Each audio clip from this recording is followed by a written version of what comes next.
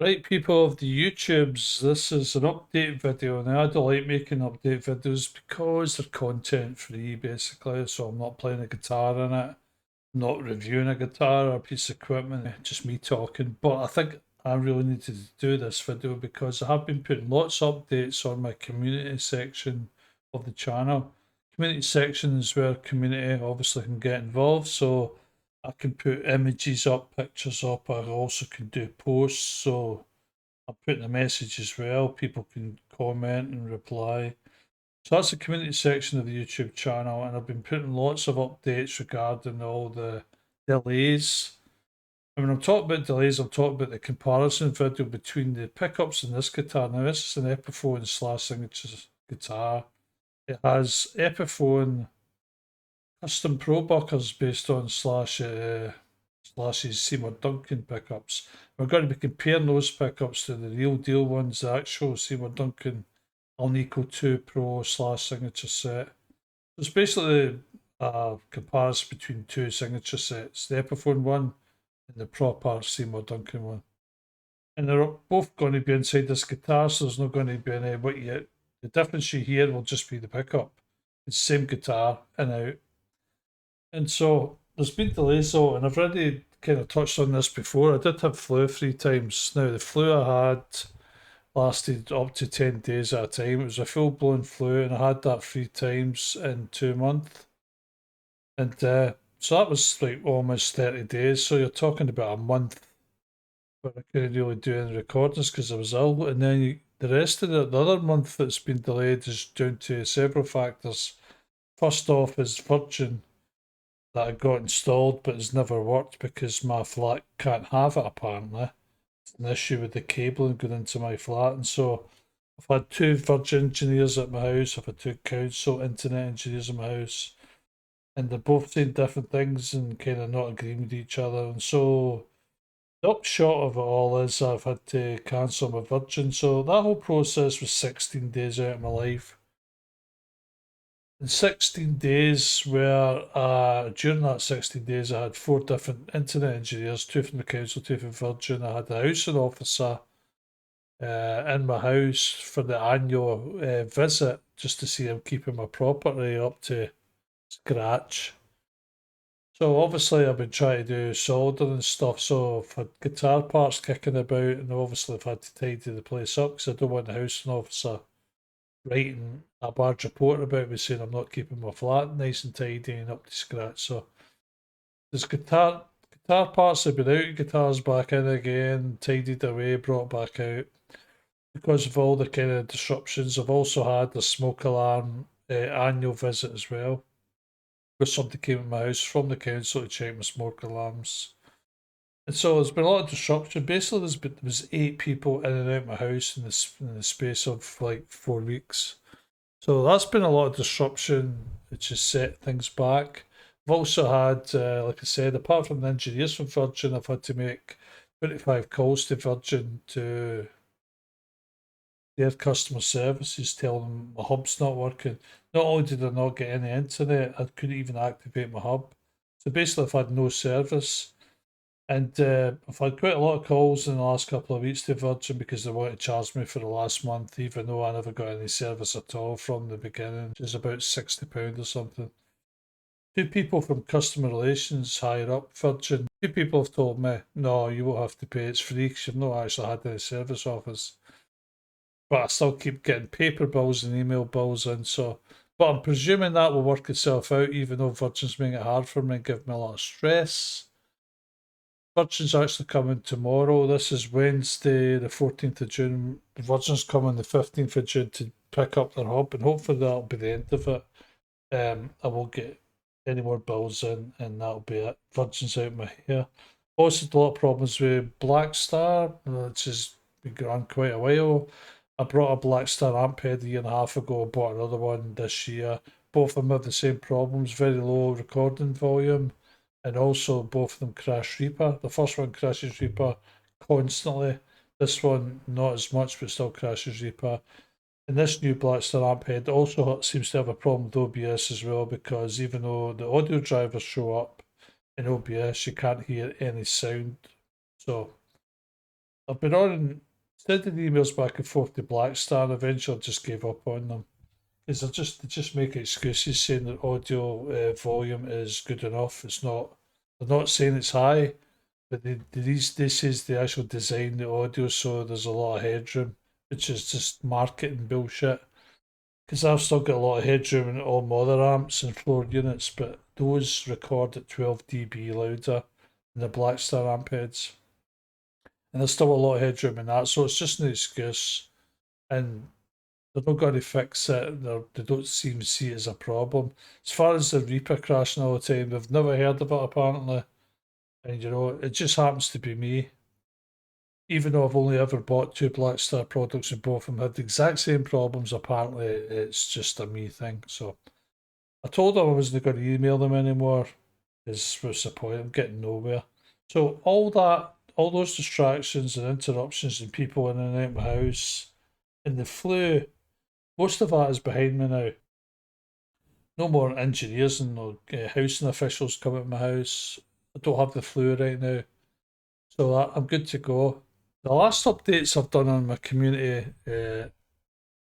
part of my channel was regarding pickups, though the pickups themselves. I was having trouble putting the Seymour Duncan pickups on.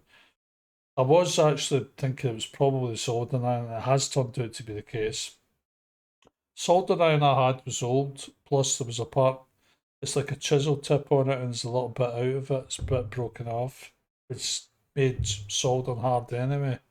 Also, it wasn't reaching the correct temperatures. The Seymour Duncan pickups have braided wire, and it just wasn't hot enough to be able to solder the braided wire to the pots. I was able to do small wires, but not the braided. And also, apart from not reaching the proper temperatures, it also would cool down very quickly, and I would have to wait like 20 minutes for the iron to get back up to the temperature. Even though the temperature still wasn't hot enough, it would take 20 minutes to get up to whatever temperature it was capable of. So it was defective really. So I bought a new solder iron, a quite expensive one, and today I put the Seymour Duncan pickups in and they went in first time. Now I kind of suspected, I was second guess myself, but after all, I have soldered, I've took the jack and the three-way switch out of the Epiphone guitar and replaced them with Switchcraft three-way switch and the jack. I've done that successfully. Also had the stock pickups in and out of the guitar a few times, soldered them in, soldered them out successfully. So even though I'll be the first to admit my soldering skills is not that great, obviously good enough to get the job done. But I was second guess myself, but I kind of decided I need to get a new iron. I'm glad I did. So that's that. So now I can start on the second part of the comparison video. Now, as you may or may not know, I've already done the first part already. All the stock pickup audio clips is done. All the talking's done. Got about 55 minutes of video, so that's part one done. Start on part two now. Now it's probably going to take me 2 or 3 weeks to get part two finished.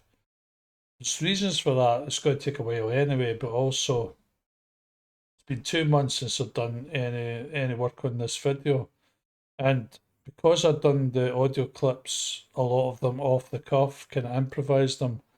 Because I'm a beginner guitar player, I mean, I might be late beginner, but I'm still beginner, and I certainly don't have any ear training skills. It's going to be almost impossible for me to recreate those audio clips note for note.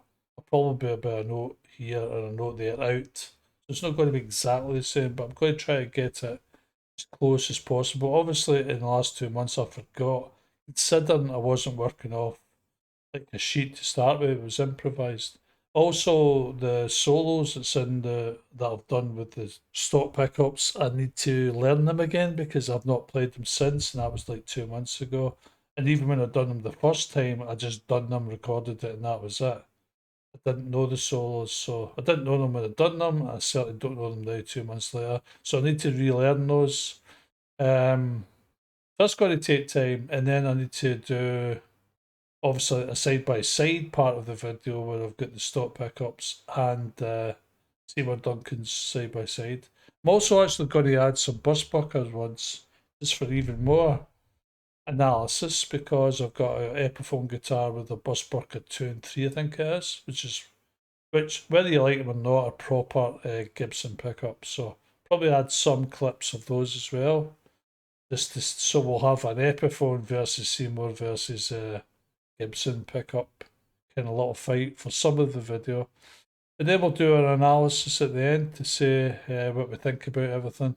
Now, I can already tell you right now, spoiler alert, I've always said I like the stock pickups, the Epiphone custom Pro because I like them. And the more I went into the first part of the video, and the more I played them, the more I liked them, and I've not changed my mind on that. So, spoiler alert, I like the Epiphone stock pickups. You could probably easily keep those and be pretty happy with them, rather than spending over £200 to get the Seymour Duncan ones. However, I have got them, and that's what this comparison video is about. Now, I've done the soldering today, as I said, for the Seymour Duncans, and they work. It's been really hot today. It's been hot all week, so I was going to put it off to next week.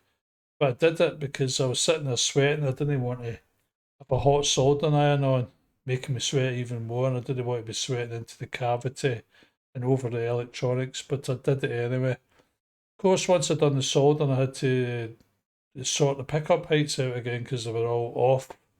So I had to go and sort the pickup heights to the way I like them. And also had to make sure they were balanced so that when I was switching between bridge, middle, and neck, that the volume was consistent. It wasn't going up and down in volume between pickups. So that's all done today. Also played for 10 minutes because I was hot and sweaty, and I took quite a while to do all that as it was. And so I played for 10 minutes, and I can report I do like to see my Duncan pickups as well. And do I like them more in the Epiphone? Well, time will tell. I don't really know until we get to the end of this video that's upcoming. But I've not heard them side by side either, so I can tell you right now. I'm assuming the Seymour Duncans will be better, just based on the fact they're Seymour Duncans and the fact they're a lot more expensive. But how much more different? I would hazard a guess there's not going to be a lot in it. But I do think they'll be better. But in any case, does it really matter? Not really, because I like the sound of Seymour Duncans the 10 minutes I played today. I'm happy with them, and so it doesn't really matter if they're miles better than the Epiphone or just a little bit. As long as they sound good, and they do sound good. So I'm going to start on the rest of the video, and hopefully it'll be out by the end of this month or first week in July. I've got a lot of work ahead of me. And as I keep saying, a lot of times anyway, this is not a guitar channel, so technically speaking, does it really matter what I think about them? Not really. But what I will say is, I'm happy, Virgin on very happy with the stock pickups, and I think, as I've said before, unless you can get the guitar, the Epiphone / signature guitar, this one here, which is amber burst, but Epiphone call it appetite burst, I think they call it. But it is amber burst, really. It's based on Slash's guitar. If you can get this guitar really cheap, yeah, by all means get the Seymour Duncan pickups. But if you can't, I would stick with the custom ones. But I've said that already, so that's not really a spoiler. That for those people that's not visited the community part of the my YouTube channel, hopefully this will be news to you and good news at that. But, I've not forgotten about this comparison video. There's been a lot of disruptions, but I'm still going to finish it. And at least now we have the Seymour Duncan pickups in, and we can continue with the second part. So thanks again. Bye for now.